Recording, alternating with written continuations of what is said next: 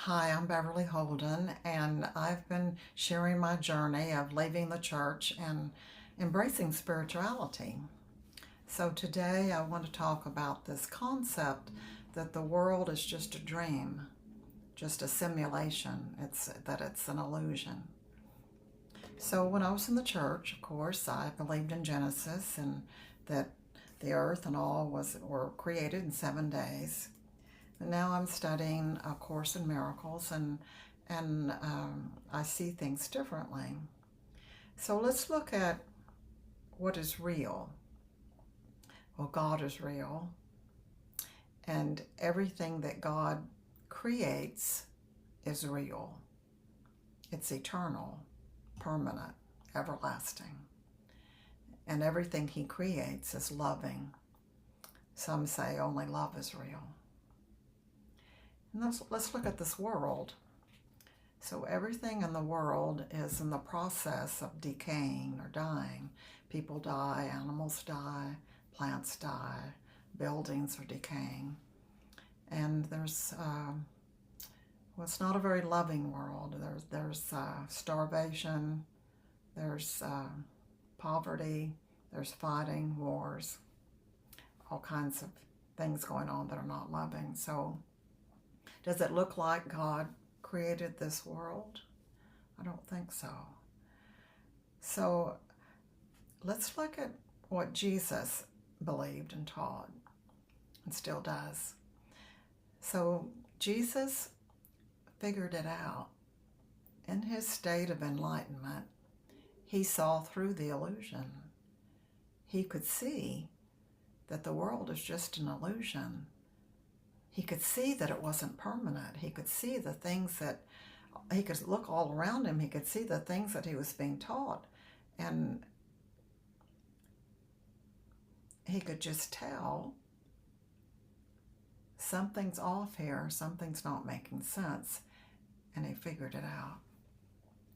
And he said, "Be of good cheer, for I've overcome the world." It's not real. There's nothing to worry about. There's nothing to fear. There's nothing to get excited about because it's not real. It's just a dream. So what seems to be happening, it's not really happening. It's just the same as having a nightmare or dream. And we may think that we're abandoned from God or think that God's not with us. We're in these separate bodies and we think that we're separated, but we're not. It's like we're having a dream and God is sitting in the chair next to us, aware that we're having a dream, and we wake up and realize, oh, God was there all along. We never were separate. So the thing about Jesus is that he knew, well, he had so much faith and such a strong connection with the Father. He knew that he could heal, raise people from the dead. He knew it wasn't him, it wasn't his power. He knew it was the Father's power working through him. He had absolute faith, no doubt. He could do anything, unlimited. It was the Father working through him. The thing about Jesus is that's all he saw. He didn't see it just sometimes. That's all he saw.